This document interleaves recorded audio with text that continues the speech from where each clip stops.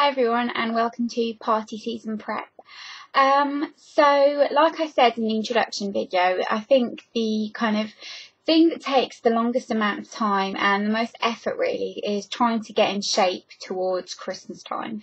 And a lot of people will probably thinking, surely you tend to try and get in shape after Christmas, New Year's resolution and all that, and it is important to kind of do it that way as well, because you kind of feel like it's a new beginning of something. But I tend to feel more like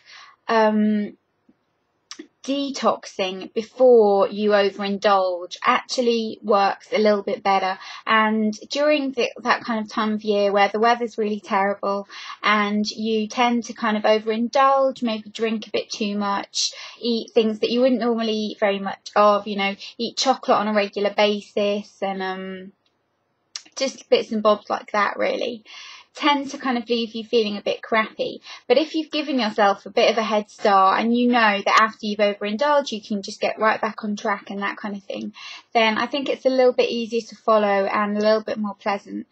And what I have decided to do is, I know that I've put on quite a bit of weight recently because we've been in the middle of moving and trying to find somewhere to live, and then moving and going to see places quite often, so a lot of train rides and also just grabbing things on the go because I've been very busy, and all that kind of leads you to put weight on and gets you out of track. And also I think when it gets colder you tend to eat more because you're trying to keep warm, so you tend to eat things more like, well, for me anyway, it's things like potatoes and crisps and that kind of thing, and sort of more comforting foods.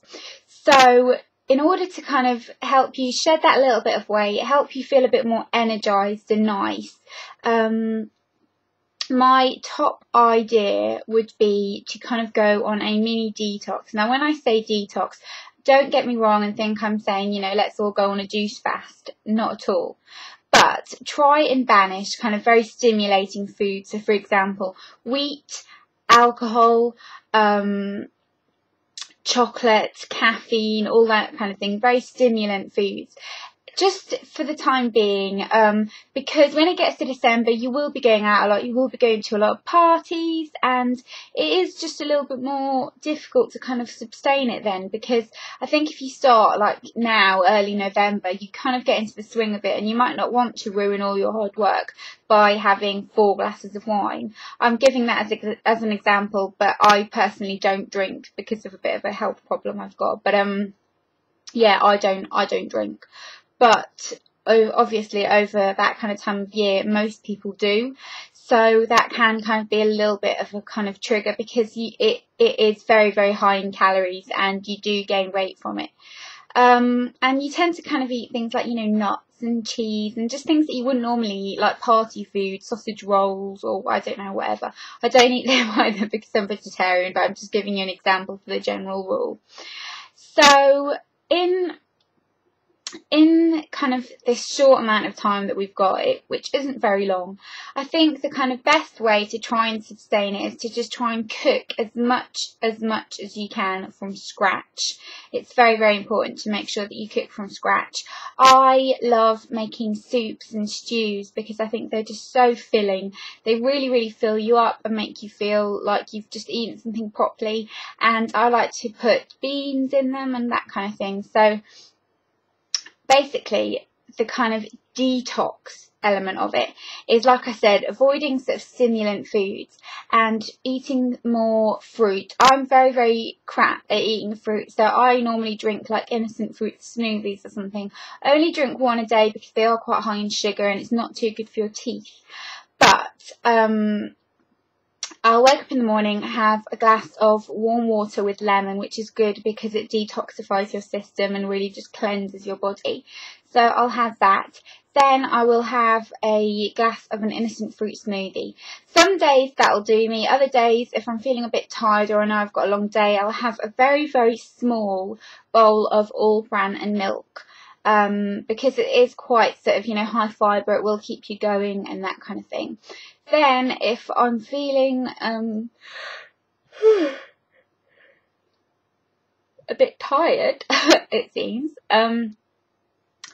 then for soups, there are a couple of different ones I like to make. For example, yesterday I had a red pepper and onion and cannellini beans and baby tomatoes sort of stew, which was lovely, very filling.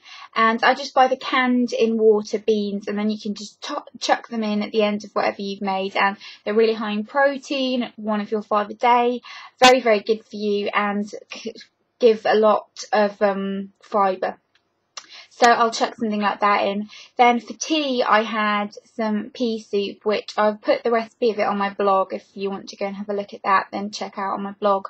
It's just yellow split peas, and it is amazing. It is one of the yummiest soups ever. It's really, really, really yummy.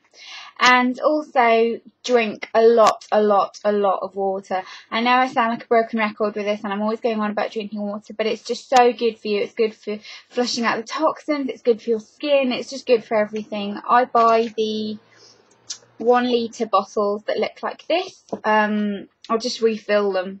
But I buy these and drink about 3 to 4 of these a day, and I also drink sparkling water in between meals because I find it kind of can tide me over. If you want to snack, try snacking on fruit, but I generally find that I don't really need to snack if I eat kind of a big enough portion of soup. And don't use much oil, tiny bit of olive oil or a tiny bit of, like, you know, flora, sunflower spray or something like that sometimes I'll use. And just really, really try and keep it to eating fruits and veg and beans. If you eat meat, then you can substitute the beans for lean fish or lean meat. Chicken works great in stews, and fish can work as well, especially if it's a kind of zingy stew, then fish can work as well.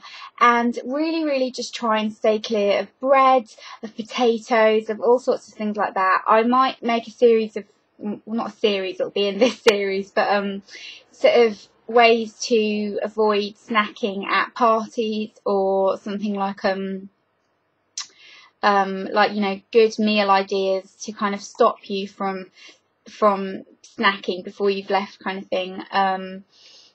But I'm trying to kind of avoid carbs, like, you know, bread and pasta and rice and spaghetti and whatever, all those types of things. I'm trying to just avoid those because I kind of feel like I personally need to lose quite a bit of weight. I'm not, like I said, I'm not going to say how much I weigh because it might encourage people to sort of compare and all that kind of thing, and I don't want that. But I've done this before, but I'll link it again to one of my earlier videos where I was sort of at my best weight, and that's what I want to get back down to, and I just want to look and feel nice in clothes. You know, I've got loads of parties to go to, and I just need to kind of look and feel good. And so, like I said, yeah, try sticking to, for example, smoothies or fresh fruit, and if you have to have something, have very high fibre cereal, not something that's too sugary or too refined in the morning, and then soup or stew for lunch and soup or stew for dinner. I don't have any bread with my soup because, like I said, I'm trying to stay clear of carbs, and obviously try and stay clear of like chocolate and rice and all sorts of, you know, things that are not that great for you, just for the time being.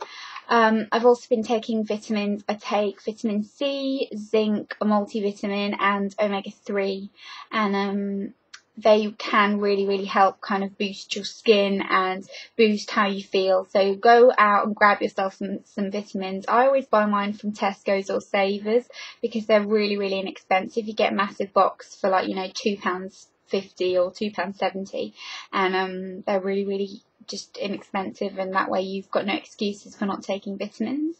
I am a person who believes in taking vitamins. I know some people think you can get them through your diet and blah blah blah blah blah, but I just think, you know, better be safe than sorry, and you can take them and it's fine.